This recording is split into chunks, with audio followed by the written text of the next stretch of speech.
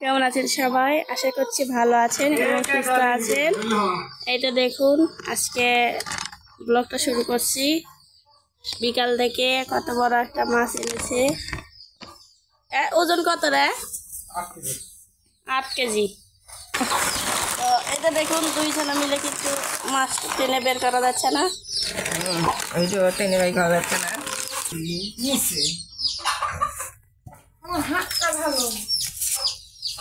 এটা দেখুন, অনেক বড় একটা মাছ। এটা হলো 8 কেজি। মাছটা কিন্তু অনেক বড় ছিল। আর এই মাছটা কিন্তু আমার মামা কিনে দিয়েছে। আমার একটা মামা বিদেশ ছিল, সে আমার বাবাকে এই মাছটা বাজারে কিনে দিয়েছে। তো সেই মাছটা নিয়ে এসেছে আমার আব্বা। তো বললো যে মাছটা তুমি পরিষ্কার করে নাও দুজনে মিলেই, যেহেতু মাছটার ওজন ছিল 8 কেজি। তো মাছটা বেশ বড় ছিল। তো আমি আর আমার বাবা এই তো মাছটার আইস কিন্তু খুব সুন্দর করে পরিষ্কার করে নিয়েছি।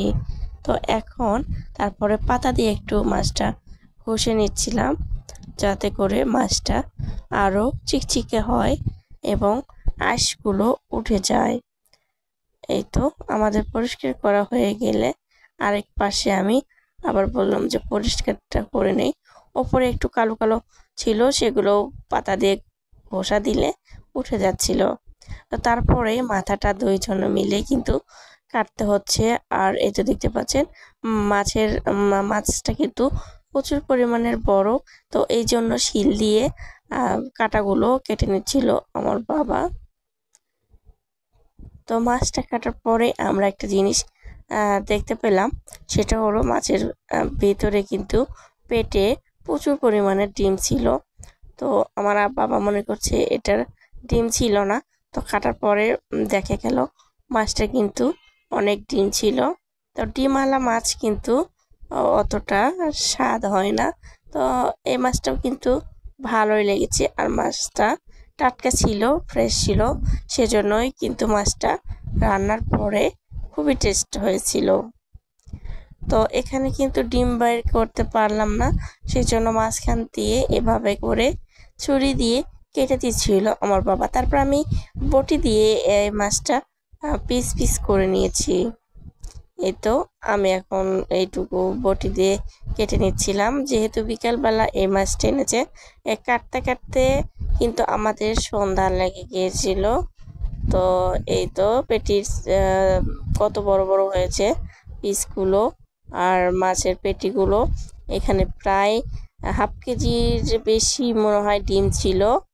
আর আমি পেটিগুলো পরে কেটে নিচ্ছিলাম।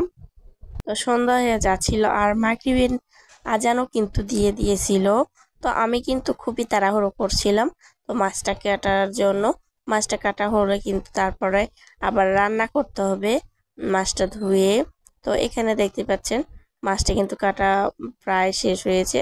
এখন আমি এখানে মাথাটা বটি দিয়ে কেটে নিচ্ছিলাম। আসলে বড় মাছ কিন্তু বড় বটিতেই কাটতে হয়, না হলে কিন্তু কাটা যায় না। তো এখানে কিন্তু বড় বটি ছিল, ছোট বটি দিয়ে আমি মাছটা কাটতে পারছিলাম না। তো বড় বটি আনছিল আমার বড় আম্মুর থেকে। তো এখানে আমি মাছটা সুন্দর করে মাথাটা বানিয়ে নিলাম। তারপরে কান শেখা ফুলগুলো এইগুলো কিন্তু মাছ কেটে নিচ্ছিলাম। আর দেখুন মাছগুলো কিন্তু অনেকগুলো হয়েছিল। পেটি পিসগুলো সবগুলো আমি সুন্দর করে কেটে নিচ্ছিলাম। আর এখানে রান্না করতে করতেই কিন্তু রাত হয়ে গিয়েছিল। আর মাছের এখানে ঝোল রান্না করছিলাম। তো শুধু ওই মাছের ঝোল আর একটা চচ্চড়ি রান্না করব। তো দেখতে পাচ্ছেন কালারটা কিন্তু মাশাআল্লাহ করে খুবই সুন্দর হয়েছে। তো সবাই একসাথে বসে এখানে খাচ্ছিলাম। তো আমার মেয়ে এখানে এই তো ভাত নিয়েছে আর মাছের একটা পিস নিয়েছে, ও কিন্তু খাচ্ছিল। তো মাছের ঝোলটা আমি ফার্স্টে রুটি দিয়ে টেস্ট করছিলাম, তো খুবই ভালো লাগছে। তারপর আমার মা আমাকে এখানে ভাত দিয়েছে আর এখানে মাছ দিয়েছে পেটি। আমি বললাম আমাকে পেটিটাই দাও। তো আশা করছি আজকের ভিডিওটা আপনাদের কাছে ভালো লেগেছে। ভালো লাগলে অবশ্যই চ্যানেলটি সাবস্ক্রাইব করবেন, পাশে